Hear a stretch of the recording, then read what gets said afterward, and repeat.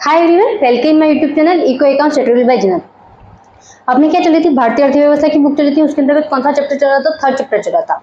Chapter का नाम क्या है? उदारीकरण, निजीकरण और वैश्वीकरण। उसके अंतर्गत अपन ने क्या पढ़ा? परिचय पढ़ा।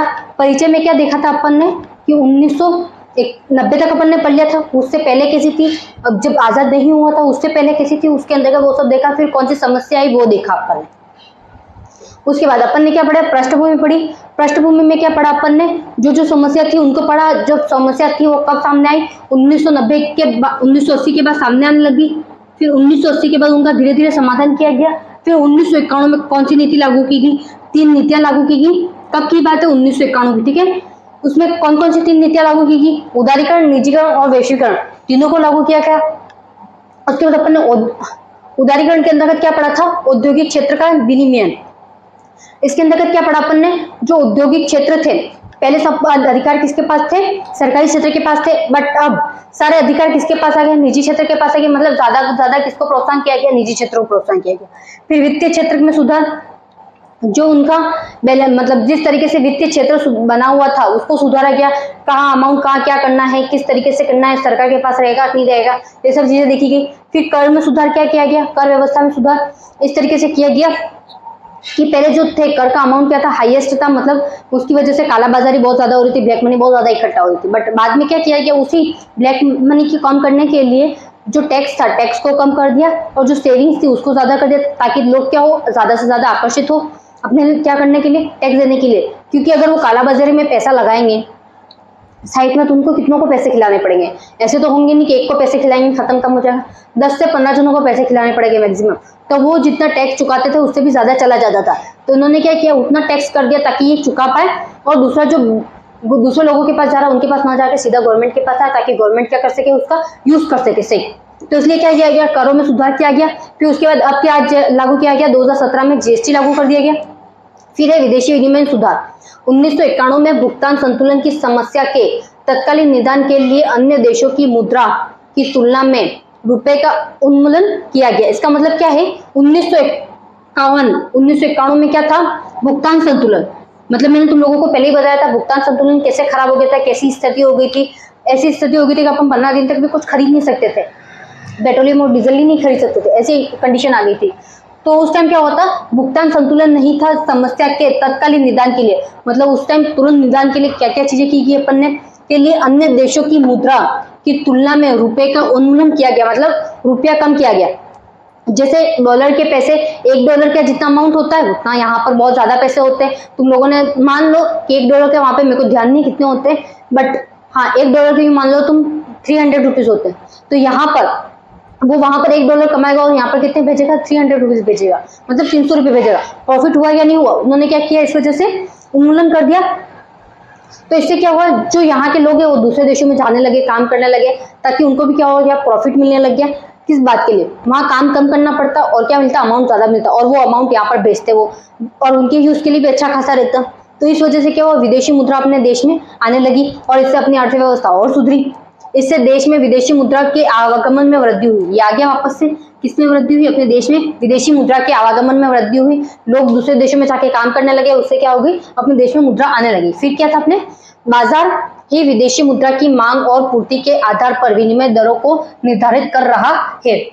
इसका मतलब क्या है? मुद्रा, विदेशी मुद्रा की मांग, विदेशी मुद्रा, अब गवर्नमेंट को कितनी विदेशी मुद्रा की मांग है, वहां से कितना अमाउंट आ रहा है, कितना जा रहा है, उसके आधार पर क्या कर रहा है? मांग, मतलब अपन जो डिमांड करते हैं। जैसे तुम लोगों को क्या है कि डिमांड है जैसे आईफोन की, तो ऐसे तुम मतलब यूं सोच लो कि बहुत जनों को फोन के आना क्या होती है? डिमांड होती है। पर सबके पास फोन होता है क्या?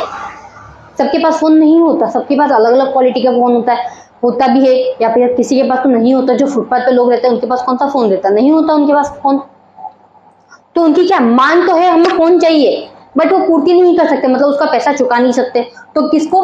मांग और पूर्ति को दोनों को आधार मानकर देखा जाएगा विदेशी मुद्रा में कि मांग कितनी और पूर्ति कितनी है, उसको किस तरीके से किया जाएगा, उसके आधार पर विनिमय दरों का निर्धारण किया जाएगा। मतलब इतनी विनिमय दर लेनी है, टैक्स लेना है या नहीं लेना, वो सब उस पर आधार पर विनिमय दर कितनी होनी चाहिए वो सब उस पर देखा जाएगा। फिर कौन सा? विदेशी विनिमय सुधार देख लिया अपन ने। 3 पॉइंट थे, तीनों पॉइंट हो गए। एक बार स्क्रीनशॉट ले लो। फिर अपने क्या है? व्यापार और निवेश नीति सुधार।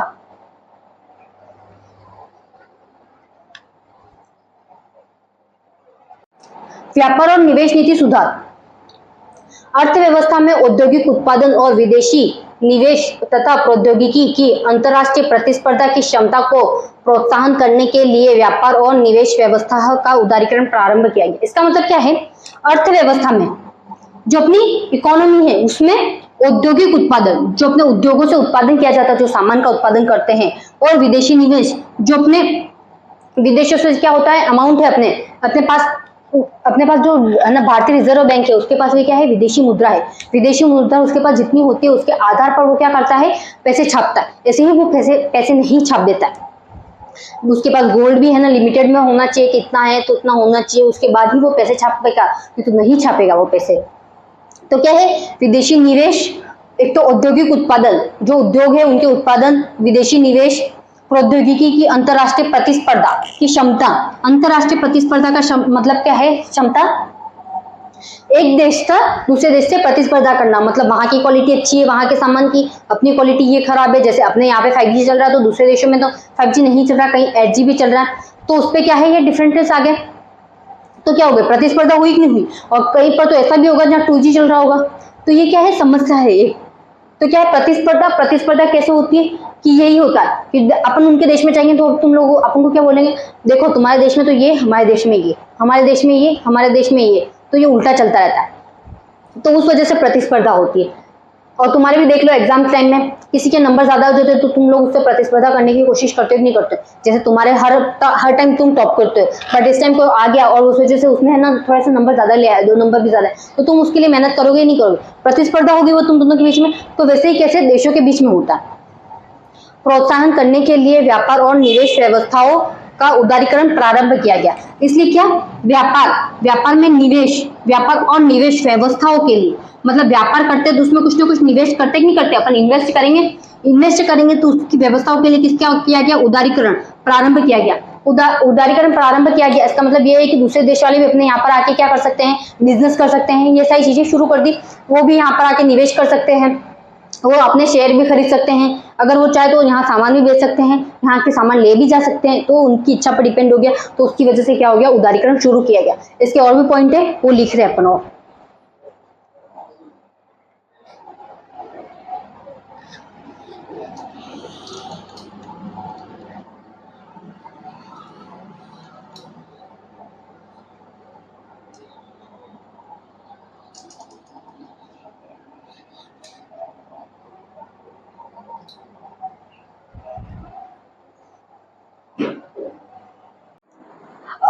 पहला पॉइंट तो हो गया अपने, अर्थव्यवस्था में औद्योगिक उत्पादन और विदेशी निवेश और प्रौद्योगिकी की अंतर्राष्ट्रीय प्रतिस्पर्धा की क्षमता को प्रोत्साहन करने के लिए व्यापार और निवेश व्यवस्था का उदारीकरण प्रारंभ किया गया। ये तो देख लिया अपन ने, इसके बारे में मैंने समझा भी दिया था, व्यापार और निवेश ये सारी चीजें मैं बता चुकी थी। अब सेकंड पॉइंट कौन सा है अपना, इस अर्थव्यवस्था का एक उद्देश्य स्थानीय उद्योगों की कार्यकुशलता को सुधारना और उन्हें आधुनिक प्रौद्योगिकी को अपनाने के लिए प्रोत्साहन करना। इसका उद्देश्य क्या था, एक उद्देश्य क्या था उनका, स्थानीय उद्योग, जो अपने यहाँ के जो उद्योग है स्थानीय तौर पर जो सूती के उद्योग है, सूती कपड़ा का उद्योग है, दूसरे भी जो उद्योग है, उन सबको क्या करना था, उन सबके लिए क्या करना था, एक मिनट,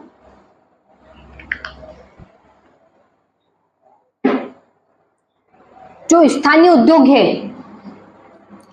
वह कार्यकुशलता को सुधारने के लिए, मैंने तुम लोगों को पहले बताया था जब ये चैप्टर शुरू हुआ तब, अपनी क्या थी, जो अपन उत्पादन कर रहे थे, जो चीजें बना रहे थे, वो इतनी घटिया क्वालिटी की होती थी कि अपन उनको यूज जबरदस्ती करना पड़ रहा था। क्यों, अपन दूसरे देशों से सामान मंगवा नहीं सकते थे। उस टाइम क्या था, प्रतिबंध लगा के रखा था। तो उनको जो कार्य क्षेत्र है उसको सुधारने के लिए उन्होंने आधुनिक प्रौद्योगिकी को अपनाने के लिए प्रोत्साहन किया गया। मतलब अब जो आधुनिक तौर पर जो चीजें चल रही है उसको प्रोत्साहन किया गया कि आप अब इस तरीके के अपनाएं, इस तरीके का डेवलपमेंट करें, इस तरीके की चीजें बनाएं, ये सब किया गया। फिर है, भारत आंतरिक उद्योगों के संरक्षण के लिए आयात के परिणाम को सीमित रखने की नीतियां अपना रहा था। इसका अंतर्गत क्या है, भारत आंतरिक उद्योगों के संरक्षण के लिए, आंतरिक उद्योग मतलब भारत के अंदर जो होते हैं उन्हें आंतरिक उद्योग कहा जाता है। मतलब ये क्या है, भारत है, इसके अंदर जो भी उद्योग होंगे वो कौन से कहलाएंगे, आंतरिक और इसके बाहर जो चले गए वो सारे क्या, कौन से कहलाएंगे, बाहरी। मतलब दूसरे देशों के साथ अपन जो भी उद्योग करते हैं, जो बिजनेस करेंगे, वो कौन सा कहलाएगा, बाहरी कहलाएगा। और जो अंदर के लिए करेंगे, अपन भारत के अंदर ही लेन देन करेंगे चीजों का, वो कौन सा कहलाएगा, आंतरिक कहलाएगा। तो क्या कहा गया, आंतरिक उद्योगों के संरक्षण के लिए आयात के परिणामों को सीमित रखने की नीतियां अपनाए रहा था। क्या था, आयात के परिणामों को सीमित रखने के लिए कर रहा था। आयात मतलब क्या है, दूसरे देशों से अपन जो सामान मंगवाते हैं उसको क्या, आयात, किसको, अपने जो आंतरिक उद्योग है उनको सुरक्षित करने के लिए ये कहा गया कि आप जो दूसरे देशों से सामान मंगवा रहे हैं उसको नहीं मंगवाना। तो उस पर क्या कर रहा था, नीतियां बना रहा था, नीतियां अपना रहा था। उससे पहले की यही नीतियां थी कि आयात पर प्रतिबंध लगा के रखे थे, निर्यात कर सकते थे अपन, बट निर्यात भी थोड़ी देर टाइम बाद बंद हो गया। क्यों, जो अपने पास सामान था वो घटिया क्वालिटी का था, तो दूसरे देशों ने खरीदना बंद कर दिया। जैसे जैसे डेवलप हो रहा था उसके हिसाब से सामान नहीं बन रहा था, तो उस वजह से वो भी कम हो गया था। फिर ये व्यापार नीति के सुधार के लक्ष्य थे। क्या, कौन कौन से लक्ष्य थे व्यापार नीति के सुधार के लिए, आयात और निर्यात पर परिणात्मक प्रतिबंधों की समाप्ति। मतलब आयात और निर्यात पर जो जो प्रतिबंध थे उनकी समाप्ति कर दी जाएगी। मतलब अब भारत से कोई भी सामान आ सकता है, कोई भी सामान जा सकता है, उन सब पर प्रतिबंध हटा दिए जाएंगे। फिर प्रशुल्क, प्रशुल्क दरों की कटौती, प्रशुल्क करों की कटौती का मतलब ये होता है कि जैसे भारत की सीमा है, ये पूरा भारत आ गया, ये समझ लो इंडिया आ गया, ये इंडिया आ गया, और इसके बाहर यहाँ से सामान अगर यहाँ पर भेजना है तो कुछ शुल्क देना पड़ता है, तो उस शुल्क में कटौती की गई। और यहाँ से सामान यहाँ पर आता है तो भी उनको शुल्क देना पड़ता है, तो उस कटौती में क्या की गई, कमी का, उसमें जो वो कटौतियां है उनको देखेगी, मतलब उसमें कमी की कटौती का मतलब क्या है, कमी कर दी गई। आयातों के लिए लाइसेंस प्रक्रिया की समाप्ति कर दी गई। आयातों के लिए लाइसेंस प्रक्रिया की समाप्ति कर दी, मतलब अब दूसरे देशों से सामान मंगवाएंगे तो अपन को लाइसेंस की जरूरत नहीं है, बिना लाइसेंस के भी अपन मंगवा सकते हैं, तो उसकी लाइसेंस की समाप्ति कर दी गई। हानिकारक और पर्यावरण संवेदनीय उद्योगों के उत्पादकों को छोड़ अन्य सभी वस्तुओं पर से आयात लाइसेंस व्यवस्था समाप्त कर दी गई। इसका मतलब ये है जो हानिकारक वस्तु है, हानिकारक वस्तु और पर्यावरण में संदेह, मतलब जो पर्यावरण को नुकसान पहुंचाए ऐसी वस्तुएं, और हानिकारक वस्तुएं कौन कौन सी होती है, जैसे ड्रग्स है, इन सब पर क्या लगा दिए, प्रतिबंध लगा दिए, दूसरे सब पे लाइसेंस हटा दिए गए। दूसरी चीजें जैसे मेरे को ये मार्कर यहाँ से बनाकर वहां भेजना तो उस पर हटा दिया, फिर उसके बाद अपन को फोन का करना है तो भी हटा दिया। तो उन सब चीजों के लिए क्या था, नॉर्मल चीजों के लिए हटा दिया गया। बस जो हानिकारक वस्तु थी और पर्यावरण संबंधित वस्तु थी जो अपने यहाँ पे नुकसान पहुंचाए उन पर क्या कर दिया गया, प्रतिबंध लगाए गए। फिर अगला पॉइंट है, अगला पॉइंट कौन सा है, छठा, अप्रैल 2001 में कृषि पदार्थों और औद्योगिक उत्पादक उपभोक्ता पदार्थों के आयात भी मात्रात्मक प्रतिबंधों से मुक्त कर दिए गए। इसका मतलब ये है कि 2001, अप्रैल 2001 आते आते अपन अभी तक पढ़ रहे थे 1991 में ये सारे चेंजेस हुए, 1991 में चेंजेस हुए थे ना, तो 1991 में आते आते क्या हुआ, 2001 आ गया। उसके बाद 2001 में कृषि पदार्थों और औद्योगिक उत्पाद उपभोक्ता पदार्थों, मतलब जो कृषि से रिलेटेड पदार्थ होते हैं उनके औद्योगिक तौर पर, मतलब उद्योगों में जो कीटनाशक वो सारी चीजें बनती है, उनके आयातों की मात्रात्मक प्रतिबंध से मुक्त कर दिया गया। मतलब अब अपन दूसरे देशों में अगर ऐसे कोई कीटनाशक है जो अपनी फसल को अच्छा करे तो वो मंगवा सकते हैं अपन, उस पर जो प्रतिबंध लगे हुए थे वो हटा दिए। अगर ऐसी कोई चीज है वहां पर कि वो बीज वहां पर उग रहे हैं अपन और यहाँ पर भी डिमांड है तो अपन उनको आयात करके यहाँ पर उगा सकते हैं उनके नेचर के हिसाब से, तो उन सबकी क्या कर दी गई, उनको मुक्त कर दिया गया, उनके प्रतिबंध हटा दिया गया। फिर भारतीय वस्तुओं का अंतर्राष्ट्रीय बाजारों से में प्रतिस्पर्धा शक्ति बढ़ाने के लिए उन्हें निर्यात शुल्क से मुक्त कर दिया गया। इसका मतलब यह है कि अपन जो अपना जो देश है, मैंने तुम लोगों को पहले ही बताया, इसको अपन अच्छे से एग्जांपल के तौर पर सुन लेंगे। पहले मैं तुम लोगों को ऐसे बता देती हूँ, भारतीय वस्तु है, मतलब उसमें जो भारत की वस्तु थी, जो सूती कपड़ा है, कृषि से रिलेटेड है, दूसरी चीजें हैं जैसे अपने ये जो सीमेंट बनती है, सीमेंट से रिलेटेड हो सकता है या लकड़ियों से निर्मित हो सकता है, या तुम लोगों ने पहले ही देखे होंगे जो कपड़े बनते हैं, अपने कपड़े कितने अच्छे क्वालिटी के बनते हैं। फिर अपने जो लकड़ी से है ना चीजें बनती है वो भी बहुत अच्छी बनती है, लोहे से बनती है। तो फिर क्या, भारतीय वस्तुओं का अंतरराष्ट्रीय बाजारों में सर्व स्पर्धा क्या है, अंतरराष्ट्रीय बाजारों में प्रतिस्पर्धा, मतलब अपन यहाँ से बाहर जाएंगे तो वो क्या होगी, प्रतिस्पर्धा होगी। जैसे एक देश में अच्छी दूसरे देश में खराब है, प्रतिस्पर्धा शक्ति बढ़ाने के लिए उन्हें निर्यात शुल्क से मुक्त कर दिया गया। मतलब अपन जो यहाँ से भारत से सामान बाहर जा रहा था उसके लिए जो शुल्क चुकाना पड़ रहा था उसको खत्म कर दिया, ताकि क्या हो, प्रतिस्पर्धा बढ़े। इसको अच्छे से एग्जाम्पल के तौर पर समझते हैं।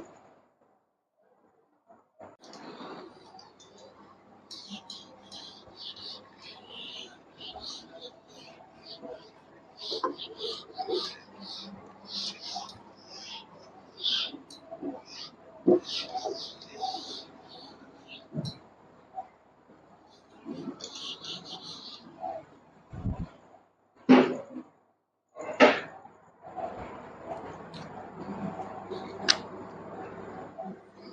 पूरा क्या है, भारत है, यूं मान लो ये क्या है, भारत है, और यहाँ पर क्या है, देश है चारों ओर। तुम लोगों ने देखा ही है, यहाँ पर ऊपर क्या है, नेपाल आता है, ऊपर अलग अलग देश आते ही हैं। यहाँ पर पाकिस्तान आ गया, फिर पाकिस्तान के बाद अफगानिस्तान, ये सारे हैं ही, पाकिस्तान अफगानिस्तान ये सारे पास पास में ही है। तो अब जो ये देश है, अपन क्या कर रहे हैं, उनसे अपना सामान यहाँ से बेच रहे हैं। मैंने यहाँ से सामान यहाँ पर गया, मतलब अपने भारत से सामान बाहर जाता तो उसको क्या बोलते हैं, निर्यात बोलते हैं। और अपने यहाँ से सामान मतलब बाहर से देशों से अपने देश में आता है तो उसको क्या बोलेंगे, आयात। मतलब अपन दूसरे देशों से क्या कर रहे हैं, आयात कर रहे हैं।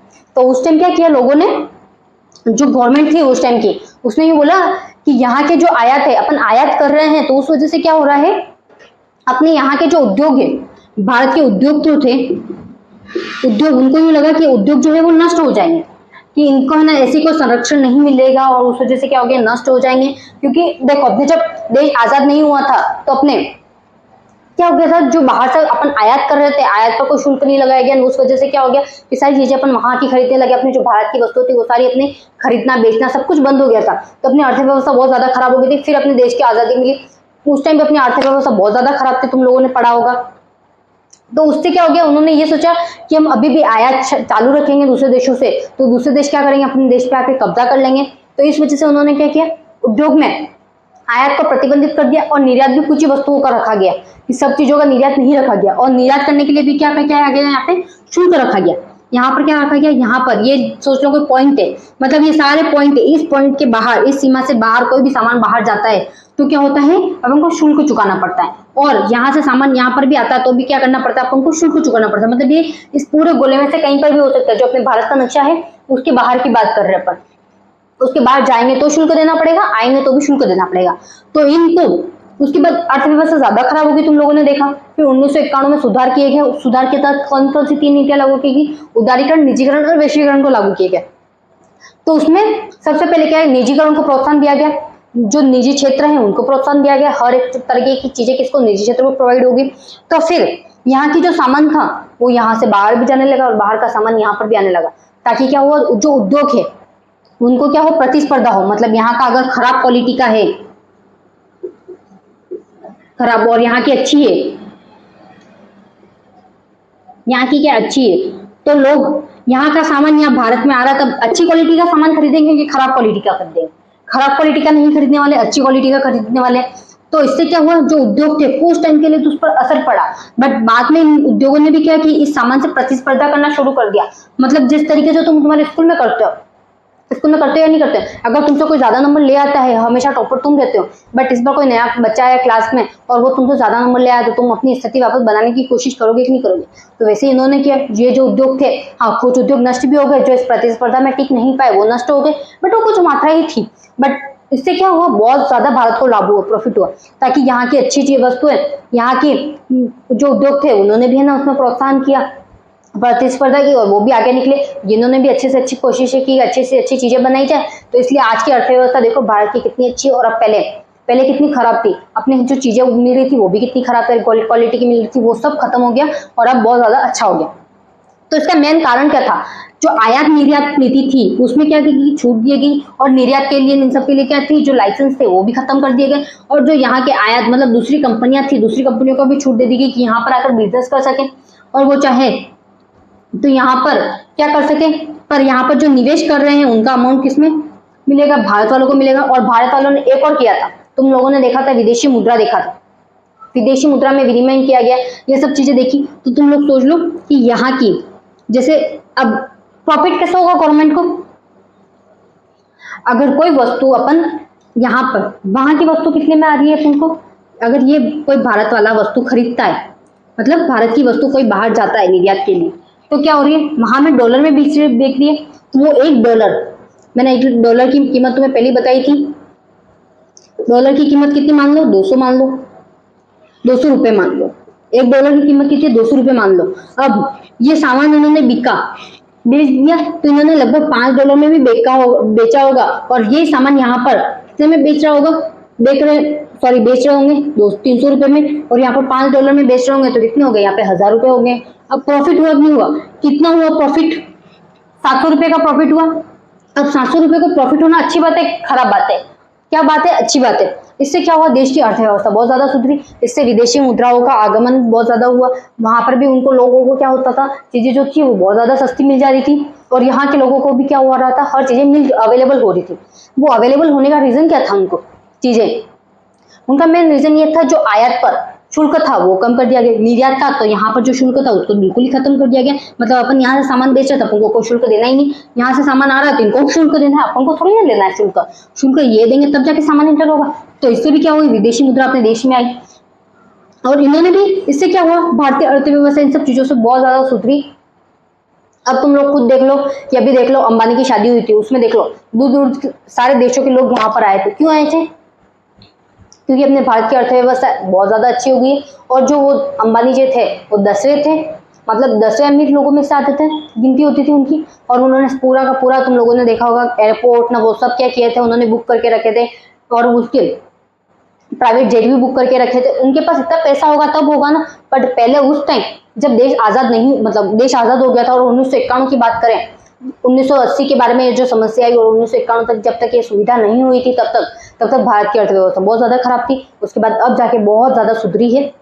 उसका रीजन यही है कि प्रतिस्पर्धा बढ़ी, आयात निर्यात को प्रोत्साहन किया गया। अगर आयात निर्यात को प्रोत्साहन नहीं किया जाता और प्रतिस्पर्धा नहीं बढ़ती तो वैसी की वैसी और भी खराब ज्यादा स्थिति हो जाती, और इससे अब नुकसान किसको होता, अपन को होता, अपने ही खाने पीने के कुछ भी नहीं मिलता अपन को। बट आजकल क्या हो रही है, अपन को हर एक चीज की सुविधा मिल रही है। अपने यहाँ पे 5G चल रहा है, कहीं 2G चल रहा है, तो उसका रीजन यही हो सकता है। उसके बाद कहीं 8G भी चल रहा है, तो उसका रीजन क्या है, बहुत ज्यादा डेवलप है, अपन कम डेवलप है।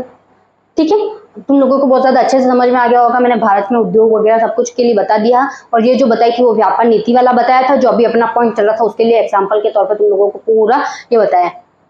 ओके, आज के लिए इतना ही। अपन जो अपने निजीकरण टॉपिक पढ़ना है वो कल पढ़ेंगे। Okay, bye.